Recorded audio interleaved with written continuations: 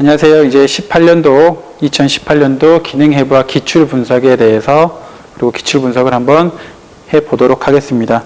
선생님들이 18년도 자체는요, 저희들이 17년도까지 해왔던 문제하고 방향이 항상 바뀌긴 해요. 해년마다 기출 방향이 좀 바뀌긴 하는데 18년도는 유독 많이 응용력 돼야 되는 게 많았고 난이도 자체도 제 개인적으로 느꼈을 때는 굉장히 쉽지 않았다, 어려웠다라고 말씀을 드릴 수 있을 것 같아요. 2018년도에 해부학적인 내용 자체가 기초가 되지 않는 해부학에서 이 문제의 접근은 굉장히 하기 힘들었다. 그래서 기본적인 역학 내용 가지고도 풀이하기가 굉장히 힘들고요. 몸의 움직임에 대한 해부학적 요소를 물어보는 게 이 교과의 핵심이기 때문에 이제 기능적 움직임에 대해서 어떻게 작용되는지를 설명을 해야 되는 게 굉장히 많았었다. 그게 올해의 기출 패턴이었던 것 같아요. 그래서 선생님들이 제가 해부학적인 거를 따로 뭐 해주십사 이런 내용을 많이 듣긴 했어요. 그런데 해부학을 따로 하게 되면요, 해부학 자체만 놓고도 저희들이 지금 8강에서 10강 안으로 찍으려고 하는 그 과목당의 편수가 너무 많아지게 됩니다.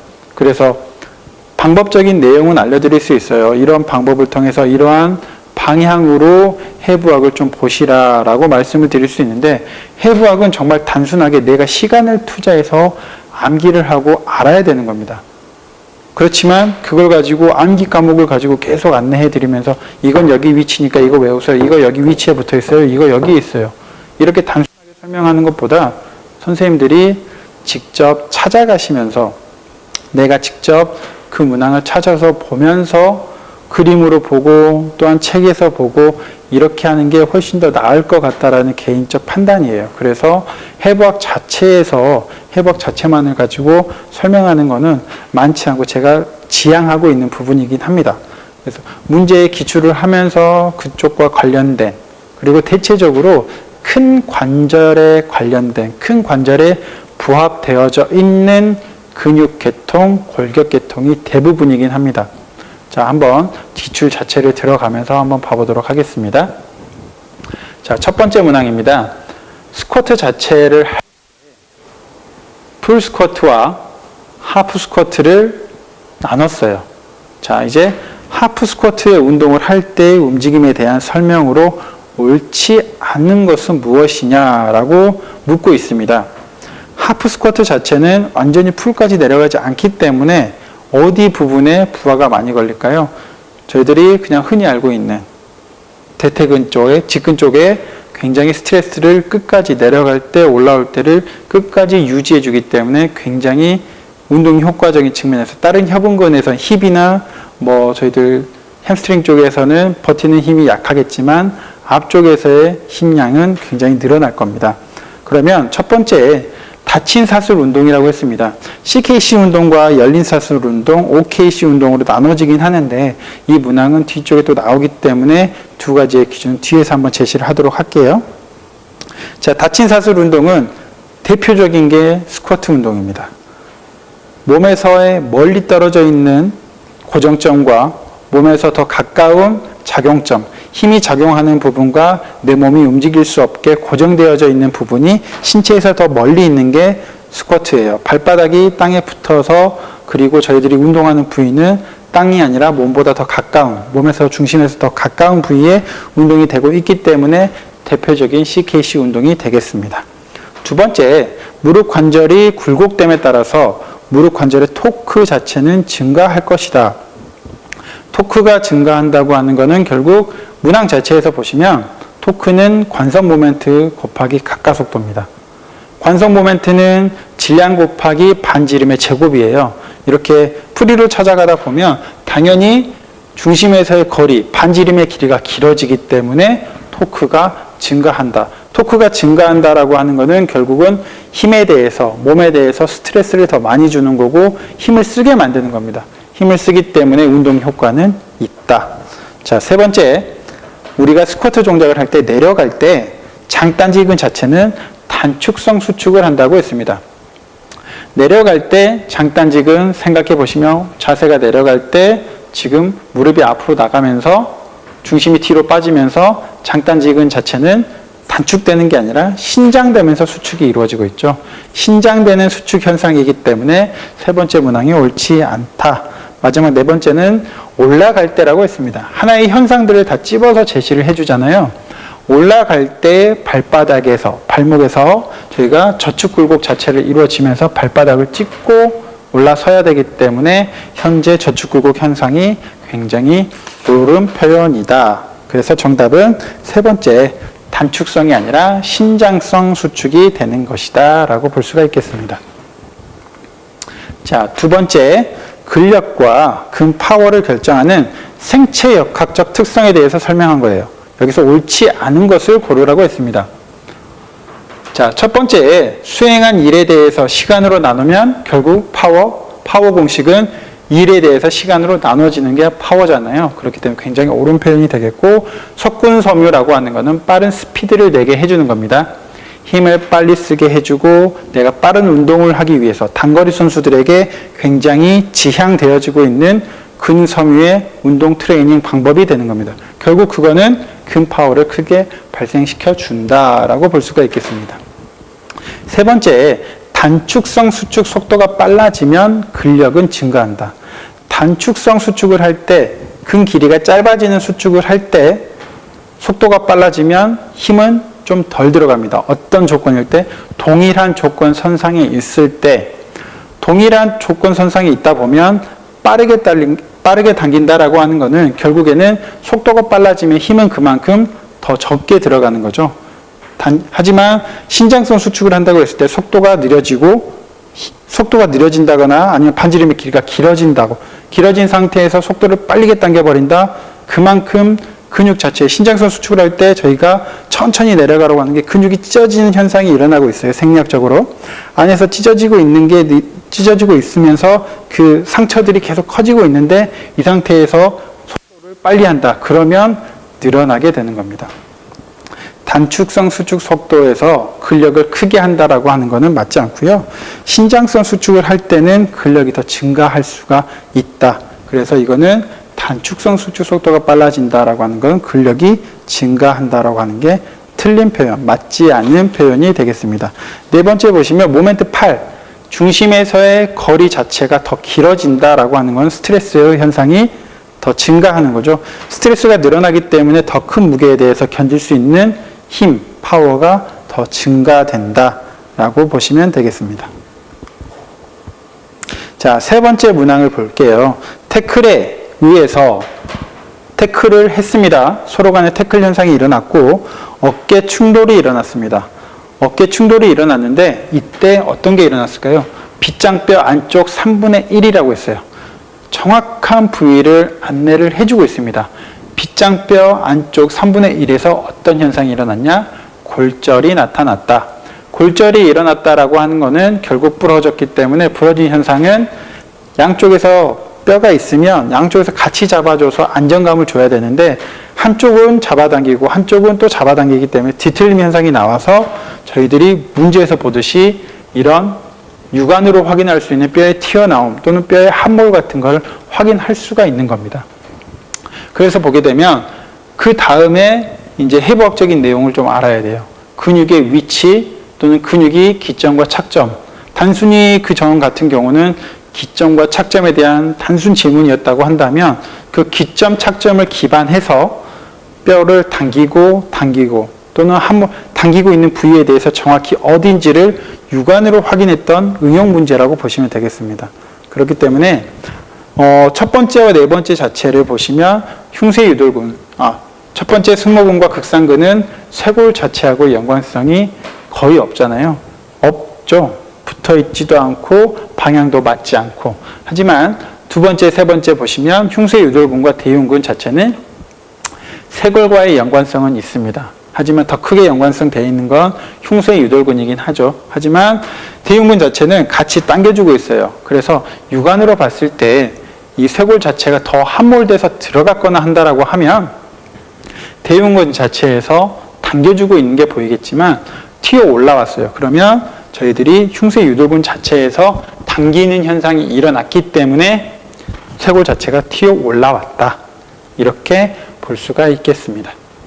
그래서 정답은 두 번째 목비근, 흉쇄 유돌근 현상 때문에 흉쇄 유돌근에서 잡아 당기고 있기 때문에 나왔다. 골절이 일어나지 않았다라고 하면 대흉근에서도 같이 양쪽에서 잡아당기고 있으니까 안정적이긴 하지만 골절이 일어났기 때문에 튀어 올라온 부위가 우리 육안으로도 확인할 수 있을 만큼 올라와 있었다라고 볼 수가 있겠습니다.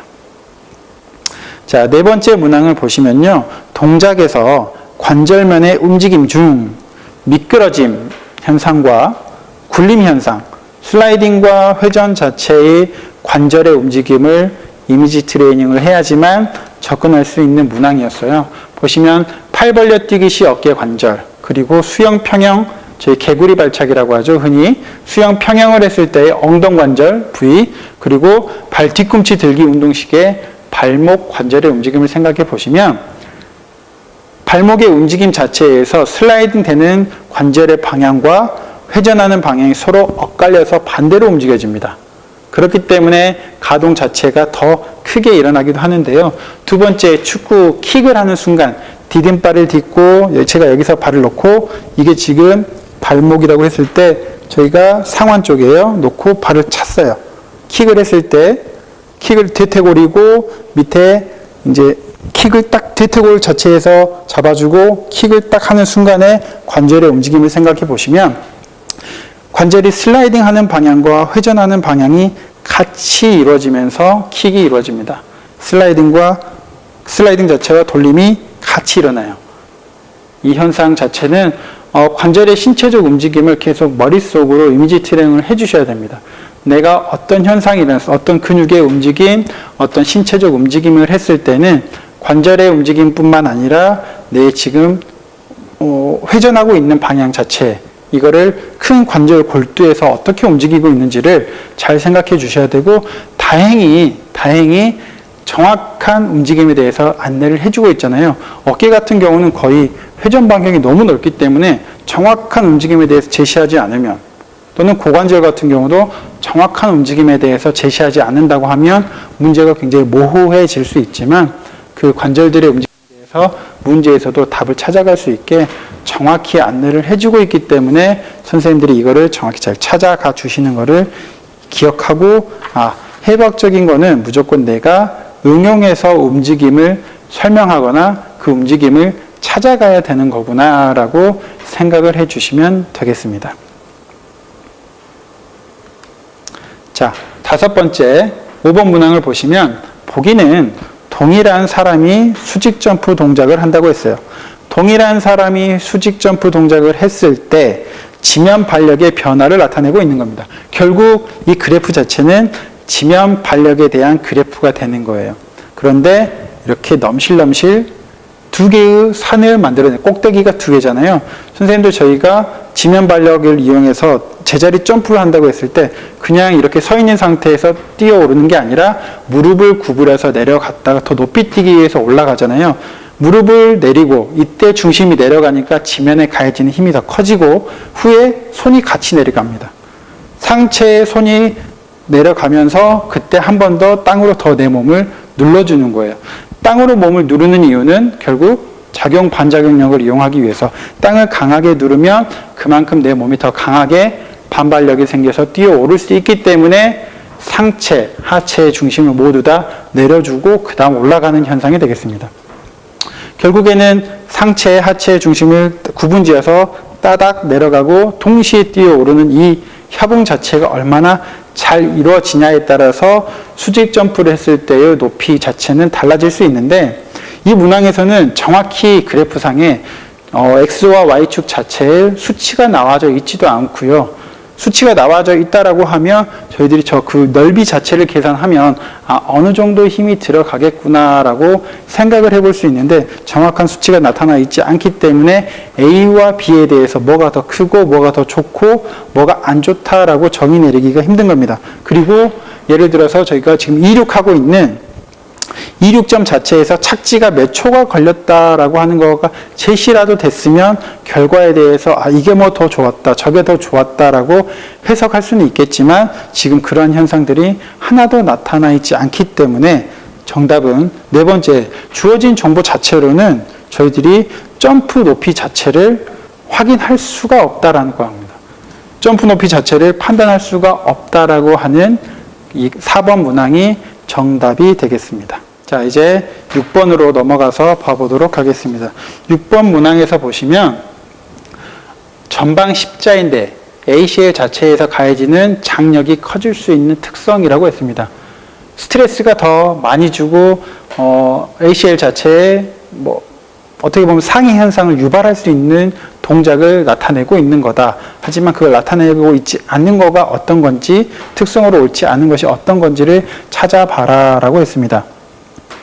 자, 첫 번째, 경골 자체에서 안쪽 돌림, 내회전이 일어난다. 이것이 장력이 더 커지게 하느냐. 인터널 로테이션 자체에서요, 발생되면 ACL 자체의 장력은 회전하고 있기, 내회전 들어가면서 더 뒤틀림 현상이 강해지기 때문에 더 스트레스는 강해질 수 있다. 결국 옳은 표현이 되겠고요. 신전되고 굴곡되는 무릎이 펴지고 굴곡되는 현상이 동시에 이루어질 때, 이때는 어떤 착지 현상이라고 했어요. 착지 현상은 서로 협응이 돼서 같이 협응되는 거에 의해서 힘을 더 분산시켜서 안정감을 줘야 되는데 그걸 하지 않는데요. 그렇다고 하는 거는 결국 ACL 자체에서 전방도 그러겠지만 후방이든 내측, 외측 전부 다한테 과도한 스트레스를 주는 현상이 나타나는 것입니다. 이 과도한 스트레스 자체는 어떻게 보면 선생님들이 이제 무릎을 구부리지 않았을 때 나타나는 현상이잖아요. 그러니까 굉장히 가한 스트레스다. 위험할 수 있는 착지 동작이잖아요. 그러니까 이거는 굉장히 맞는 표현이 되겠습니다. 세 번째, 고골하 관절에서 외번이 일어났을 때 시상면 기울기가 증가한다. 외번이 발생되게 되면 정결궁굴 자체에서 신장성 수축이 일어나거든요. 신장성 수축이 발생되어질 때의 ACL 부하, 신장됐을 때의 ACL 부하는 훨씬 더 강해지고 증가할 수 있고 증가가 되어집니다. 그렇다고 하면 네 번째, 정강뼈의 고원압, 전방에 대한 경사가 있는데 해부학적으로 그 경골 자체에서 보시게 되면요, 경골 자체의 모양이 툭 튀어서 올라와져 있습니다. 그거는 결국 전방으로 나가려고 하는 골두 자체를 조금 더 안정감 있게 잡아주는 현상이에요. 조금 더 안정감 있게 잡아주고자 하는 건데 이거는 스트레스를 더 많이 키우는 게 아니라 안정감을 더 높이기 위해서 발생되어지고 있고 그 형태를 갖추고 있는 골두의 모양입니다. 그러니까 이거는 스트레스를 더 주는 특성과는 거리가 있다. 좀 더 안정성을 주는 거하고 연관성이 많다라고 보시면 되겠습니다. 자, 7번 문항은 보기에서 견갑골의 하방 회전이라고 했어요. 하방 회전이 일어난다. 견갑골을 이거는 이제 오른쪽 견갑골입니다. 오른쪽 견갑에서 저희들이 상방 회전 이렇게 간다라고 했을 때 또한 이렇게 간다라고 했을 때 상방 회전이 딱 일어나고 있다. 결국 왼쪽과 오른쪽으로만 구분을 하셨다고 본다면 오른쪽은 당겨주고 왼쪽에 있는 거는 신장되면서 따라갑니다. 반대로 하방한다. 견갑골이 내려간다. 저희가 손을 내렸을 때 회전할 때 견갑골의 모양을 생각하시면 이렇게 쏠립니다. 결국 오른쪽에 있는 근육 자체들은 늘어나면서 그리고 왼쪽 위쪽에 있는 것들은 당겨주면서 회전이 일어난다. 이거를 생각하셔야지만 문제의 접근을 할 수 있다. 자, 문제에서는 지금 하방 회전에 대해서 물어보고 있는데 하방 회전 자체, 상방 회전 자체와 관련된 근육들을 먼저 살펴보시면요. 상방 회전은 앞 톱니근, 여기 나와 있는 정거근 자체는 상방 회전과 관련성이 있고 그렇기 때문에 기억은 답이 될 수가 없다. 자, 두 번째, 견갑거근 자체, 어깨 올린근 자체는 저희들이 하방 회전 이렇게 됐을 때 어깨 올린근 자체의 위치를 생각해 보시면 관계성이 되어져 있잖아요. 그렇기 때문에 니은은 정답이 되겠습니다. 그리고 능형근, 대표적으로 붙어 있으면서 하방 회전에 영향을 끼칠 수 있다. 자, 상승모근 자체를 생각해 보시면 상승모근 자체는 저희들이 상방 회전이 일어났을 때 견갑골의 상방 회전과 관련된 근육이라고 보시면 되고 소흉근 자체도 같은 맥락에 붙어져 있는 근육이기 때문에 같이 하방 회전이 일어날 때 관계성이 있다라고 보시면 되겠습니다. 이렇게 해부학적인 요소 자체, 해부학적인 움직임, 해부학적인 내용을 내가 인지하지 못하고 머릿속에 그리지 못하면 이 문항 자체에서도 굉장히 찾아가기 힘들었다. 그리고 상방회전과 하방회전이라는 표현을 몰랐다고 한다고 해도요. 그 근육의 위치를 생각하고 내 몸을 팔을 움직였을 때 위쪽으로 올려보고 내려보고 했을 때의 견갑의 움직임을 모양을 머릿속으로 그려보시는 거예요. 상방됐을 때, 하방됐을 때, 상방됐을 때, 하방. 이때는 어깨가 올라갈 거, 어깨가 내려올 때 이렇게 이미지 트레이닝을 자꾸 해주셔야 되고 관계되어져 있는 관절 그런 틀들에 대해서 고민을 하시면서 작용을 해 주셔야 되는 것입니다. 자, 8번째 문항을 볼게요. 트렌델렌버그 자체의 보행입니다. 트렌델렌버그의 테스트도 있잖아요. 트렌델렌버그 자체의 보행입니다. 보행이 이루어졌을 때 역학적 특징으로 옳지 않은 것을 골라라 라고 했습니다. 자, 보시게 되면 트렌델렌버그 자체는 대표적으로 어떤 근육을 많이 보죠? 보행했을 때 또는 서 있었을 때 테스트 자체를 생각해 보시면 중둔근이 주요 근육으로 포커스를 맞춰서 많이 해석을 하고 있습니다.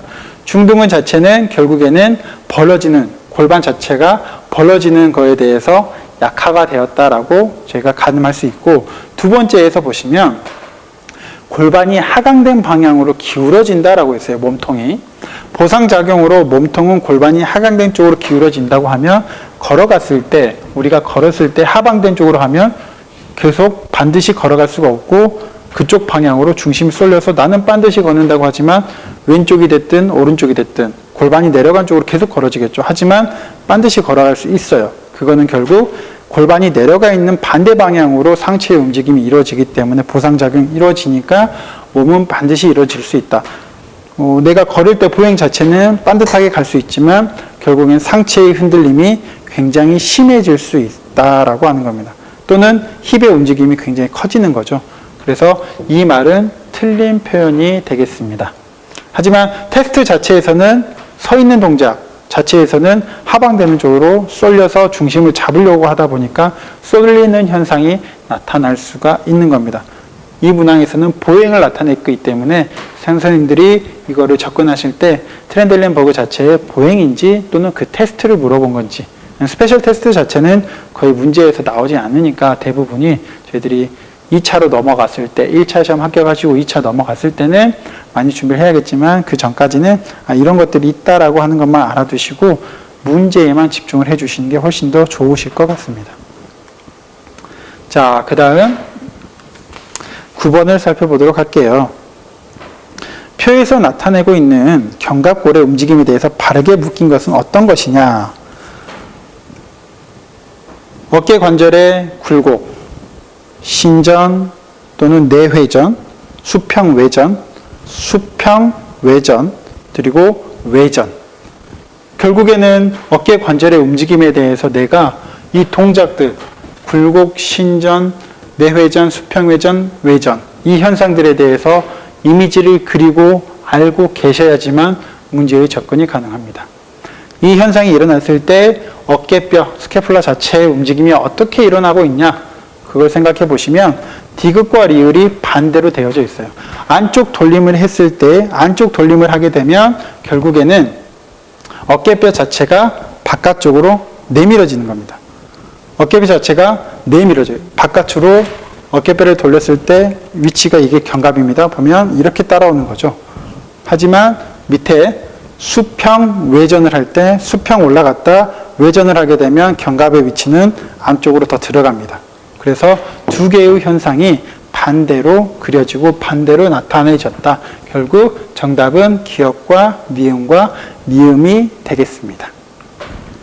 이런 현상들 자체도 전부 다 똑같이 선생님들이 이미지를 그려야 돼요. 결국 움직임에 대해서 계속 상상을 하시고 그걸 내가 문제를 보면서 그려 나가셔야 되는 거예요. 방금처럼 움직이셔도 상관없습니다. 문제를 푸실 때 어깨를 풀고 막 몸을 움직이신다고 하는 거는 결국 그 움직임에 대해서 내 몸의 움직임을 가지고 내가 생각해 보시는 거예요. 그러니까 책으로만 보고 있는 그 해부학, 그리고 이 움직임이 일어나는 거야 라고 암기만 하지 마시고 그 신체적 움직임을 내 몸에서 느껴보시고 또한 사람들을 직접적으로 바라보면서 그 움직임을 자꾸 머릿속으로 상상을 해 주셔야 됩니다. 머릿속으로 계속 3D로 그 이미지를 그려주셔야지만 문항이 나타났을 때 선생님들이 조금 더 편안하게 접근을 할 수가 있다라고 말을 할 수 있겠습니다. 자, 10번을 보시게 되면 어깨 관절, 지금 계속 어깨 쪽이 많이 나오고 있어요. 어깨 관절의 동적인 안정성을 증가시킨다고 했습니다. 안정성을 증가시킨다라고 하는 거는 결국 잡아주고 당겨주고가 동일하거나 공간이 넓거나 이렇게 되면 좀 더 안정감 있게 되는 거죠. 하지만 뭐 옆에서 스트레스를 주는 게 압박이 가해지거나 좀 뒤틀림 현상이 일어나거나 원래 움직여야 될 방향대로 움직이지 않는다라고 하는 거는 불안전성이 올라가고 상해율이 올라갈 수 있는 현상이다. 결국은 그런 방향으로 그런 움직임에서 접근을 해 보시겠습니다. 지금 일단 정답을 먼저 찾아가면요. 두 번째에 나와져 있는 0도에서 10도까지의 외전이라고 있어요. 여기서 제가 들어 올릴 때 이 정도 현상에서의 움직임 자체는 결국은 어깨 세모근에서 이루어지는 것이 아니라 가시위긴, 극상근 자체에서 처음 움직임을 권장하고 그 다음에 어깨 세모근에서 같이 협응을 해주는 현상이 나타나는 겁니다. 움직임에 대해서 정말 혼동될 수도 있고요. 그렇지만 문항에서는 정확히 제시를 해주고 있어요. 어느 정도 각도까지 초기 증상 자체에서는 어느 운동, 어느 근육이 작용을 하고 그 이후에 나타나는 건지 선생님들이 이런 것까지 조금은 더 알고 계셔야 좋은 점, 그리고 이걸 묻는 이유는요. 실제 환자들이 왔거나 실제 선생님들이 처방사 생활을 하시면서 이분의 움직임 자체는 여기서는 힘든데 올라가서는 잘 돼요. 이건 말이 안 되는 현상이긴 하지만 당연히 협응해 주는 게 있으니까 좀 더 용이하긴 하겠지만 이 올라가지 않는 상태에서 하지만 0도에서 10도까지는 잘 움직여요. 그런데 10도 이상에서 올라가면 아파서 못 올리겠다 하신 분은 극상근 쪽에서의 움직임은 원활하고 근육의 스트레스는 많지 않으나 어깨 세모근 쪽에서 10도가 올라간 이후부터 외전을 했을 때 아프다라고 하는 거는 짐작을 할 수 있고 찾아가실 수 있는 겁니다. 그만큼 어느 시점에 작용되어지는 근육들을 생각해 보시는 것. 솔직히 현장에서는 이렇게 각도까지 다 알진 않아도 돼요. 짐작을 하는 거죠. 이것과 관련된 근육들, 이것과 관련된 협응되어져 있는 근육들 연관성 있는 것들을 같이 눌러보시면서 촉진을 하셔서 찾아갈 수도 있고 이렇지만 저희는 지금 문항을 찾아가고 문제를 풀어야 되는 입장이기 때문에 글로써 표현된 것만 찾아가 보면 이렇게 해석이 되어질 수밖에 없다. 나머지 내용들은 전부 다 옳은 표현이기 때문에 바로 넘어가도록 하겠습니다.